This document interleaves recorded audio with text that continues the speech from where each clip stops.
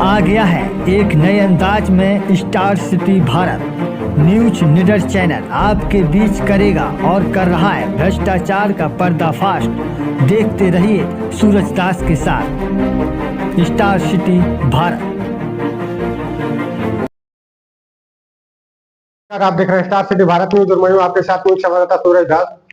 Peoples party of India Tundi विधानसभा के प्रत्याशी अभी महेश चंद्र दास के आवासीय कार्यालय पर है और चुनावी राजनीति के विषय में हम लोग बातचीत करने के लिए आज बैठे हुए हैं।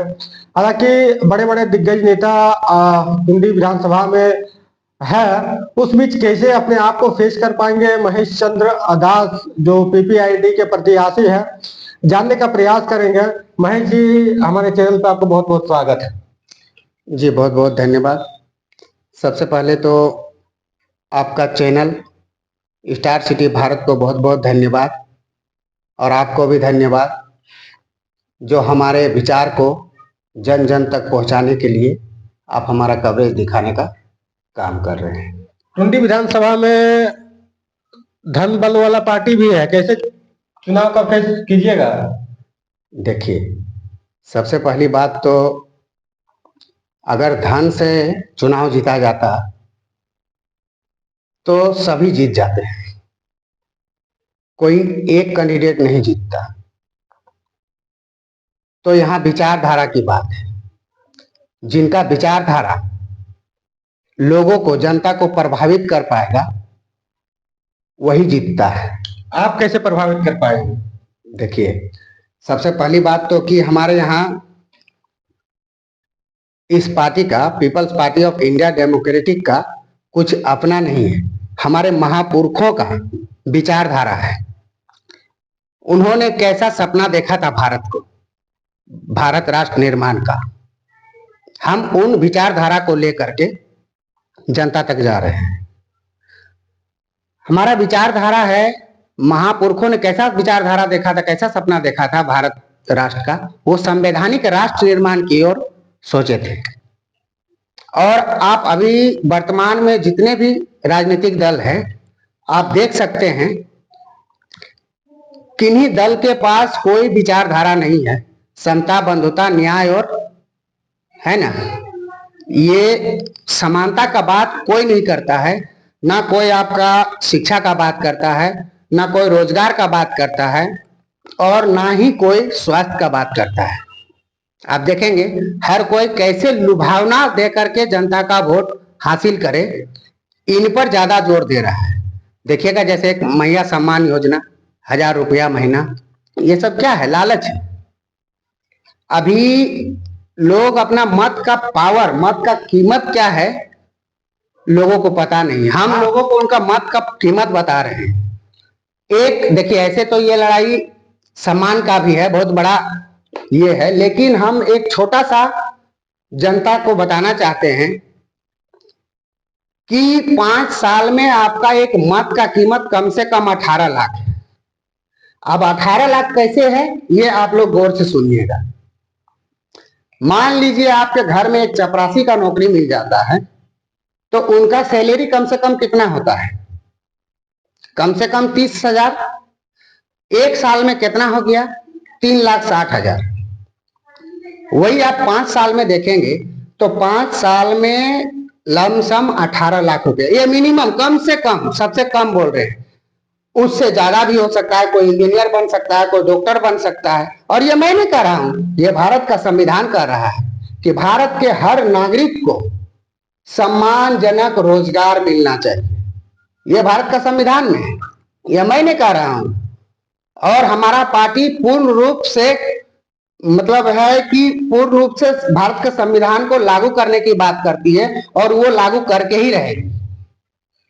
महेश जी, हम चुनावी राजनीतिक के विषय में जानने का प्रयास कर रहे हैं, तो हम यही आपसे सवाल किए थे कि कैसे फेस कीजिएगा उन लोगों को जो बड़े बड़े राजनीतिक पार्टी हैं, राष्ट्रीय स्तर के पार्टी हैं, जैसे भाजपा हो गया, कांग्रेस हो गया। ये तो सीट आपका टुंडी विधानसभा जेएमएम का है।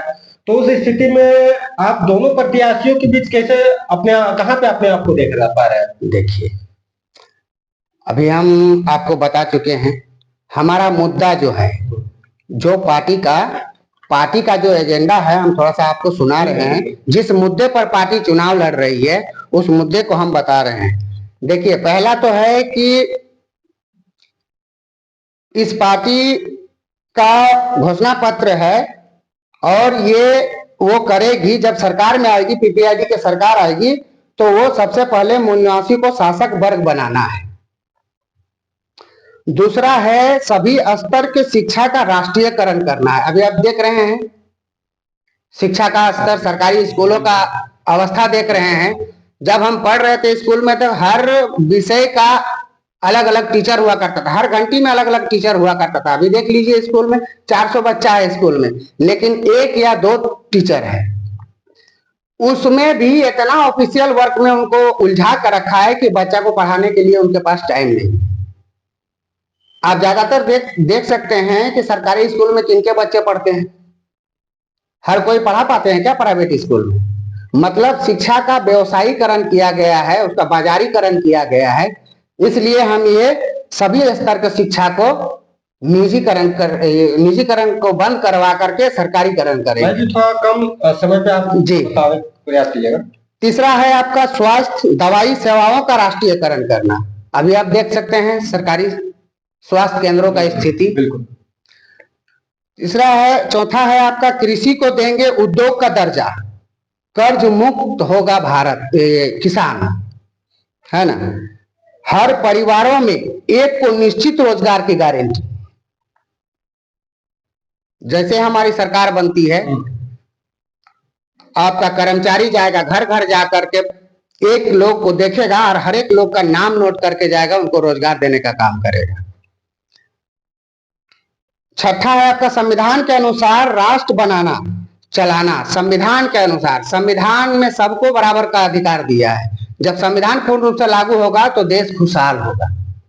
जो संविधान पढ़े उनको पता होगा। आपका 7वां है भ्रष्टाचार के नासूर को जड़ से नष्ट करना तथा महंगाई नियंत्रण व्यवस्था लागू करना।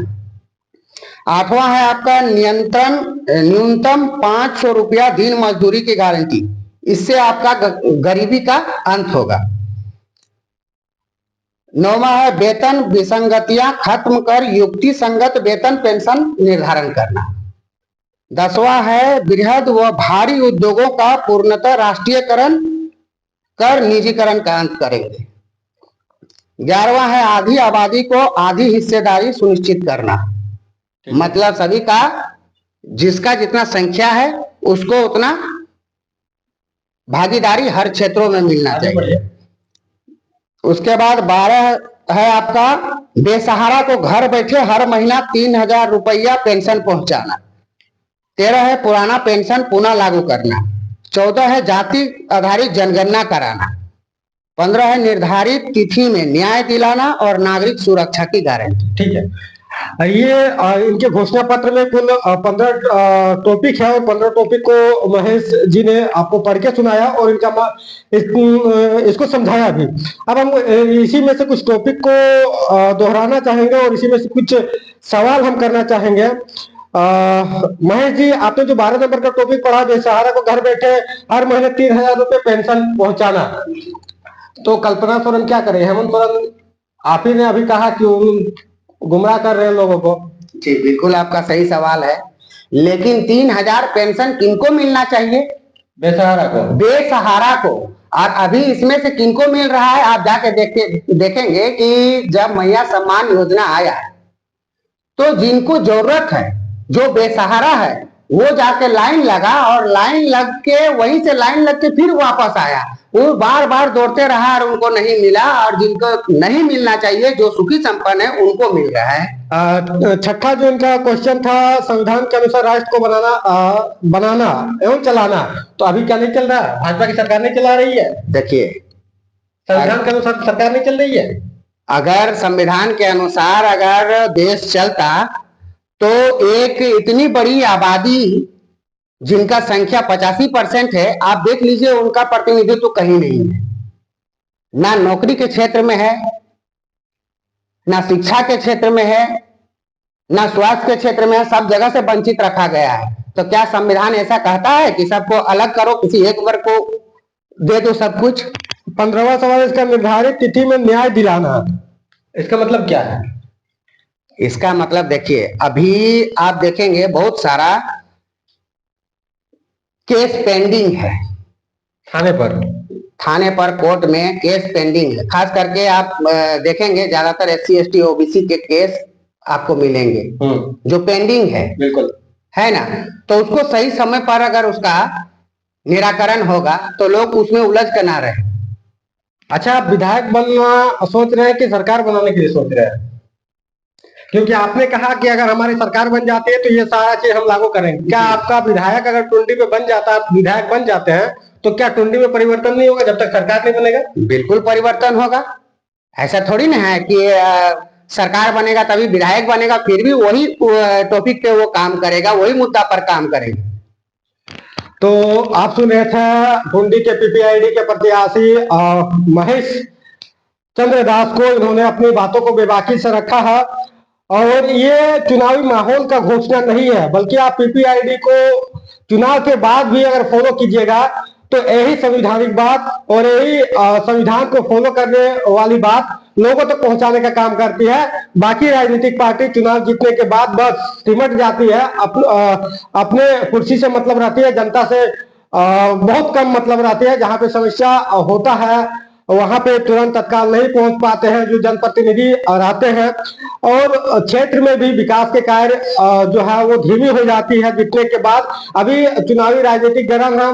झारखंड में 2 चरणों में चुनाव होने वाला है। 13 और 20 नवंबर को, वही 23 तारीख को परिणाम इनका आने वाला है। लेकिन मेरा एक ही सूत्र रहता है बार बार कि किसी वर्ष, मान लीजिए 5 साल बाद अगर 2 चरणों के बाद अगर 3 चरणों में चुनाव होती है, तो मेरा एक ही सूत्र रहता है कि ये चरणों में चुनाव छोड़ दीजिए, ये मात्र 2 ही चरणों में चुनाव होती है। पहले तो नेता जनता के चरणों में, फिर जनता नेता के चरणों में, यही 2 ही चरण होते हैं। बाकी आप लोग समझदार हैं, समझ सकते हैं कि राजनीतिक क्या है। जीत रहे हैं टुंडी से? बिल्कुल जीत रहे हैं। समर्थन मिल रहा है? पूरा समर्थन मिल रहा है जनता का, क्योंकि अब हम इसलिए दावा कर रहे हैं कि संविधान पहुंचाने का काम किनका था वो नहीं कर रहे हैं, और आज हम लोग कर रहे हैं। लोगों तक जन जन कोई किसी का अधिकार नहीं बताया जो संविधान में निहित अधिकार है। जितने की बात कर रहे हैं, लेकिन हम अधिकार बता रहे हैं तो लोग समर्थन कर रहे हैं ना। कितना लोग आपका समर्थन में अभी है? जहां जहां गए वहां से समर्थन मिल रहा है। जीत रहे हैं। लड्डू जीतने के बाद लड्डू हम खिलाएंगे कि आप खिलाएंगे? आप खिलाए या हम खिलाए, बात बराबर है। जीत रहे हैं ना जी। कितने कैंडिडेट हैं आपका इस विधान, मतलब ये आपका धनबाद लोकसभा के अंदर जितने विधानसभा, कितने कैंडिडेट है? धनबाद लोकसभा में अगर कहा जाए तो उधर 4 कैंडिडेट हैं, 4 एक 5 कैंडिडेट हैं। और धनबाद जिला का बात करें तो 3, धनबाद जिला में 3 विधानसभा में 3 कैंडिडेट है हमारे। निरसा है, टुंडी है और धनबाद है। 3 है जी। और उधर जनसंपर्क चल रहा है? आपका जनसंपर्क चल रहा है, भ्रमण चल रहा है? भ्रमण चल रहा है। रिस्पॉन्स अच्छा आ रहा है? बहुत अच्छा रिस्पॉन्स आ रहा है। क्या लग रहा है कि अगला को पराजित कर सकते हैं? बिल्कुल लग रहा है, और अगला खुद पराजित होगा। उनका कार्य ही ऐसा है कि वो खुद पराजित हो रहा है। हमारे खबरों के माध्यम से आप देखे होंगे कि हमारा टुंडी, पूर्वी टुंडी में भी रिपोर्टर है, और बार बार हम इस चीजों को खबर के माध्यम से आप लोगों को दिखाने का प्रयास किया कि जो वर्तमान विधायक है आदरणीय मथुरा प्रसाद महतो जी टुंडी के, वर्तमान विधायक टुंडी और पूर्वी टुंडी में 0/0 कार्य किए हुए हैं। इससे साफ संकेत होता है कि इस बार परिवर्तन होने वाला है, और महेश जी को स्टार सिटी भारत की ओर से बहुत बहुत बधाई और अग्रिम बधाई देते हैं कि ये विजय बने, और इसका जो विचारधारा पूरे टुंडी तो हो ही, लेकिन जहां जहां से प्रत्याशी है इनका सरकार भी बने और इनका विचारधारा पूरे भारत में गूंजे। धन्यवाद। जय हिंद, जय भारत।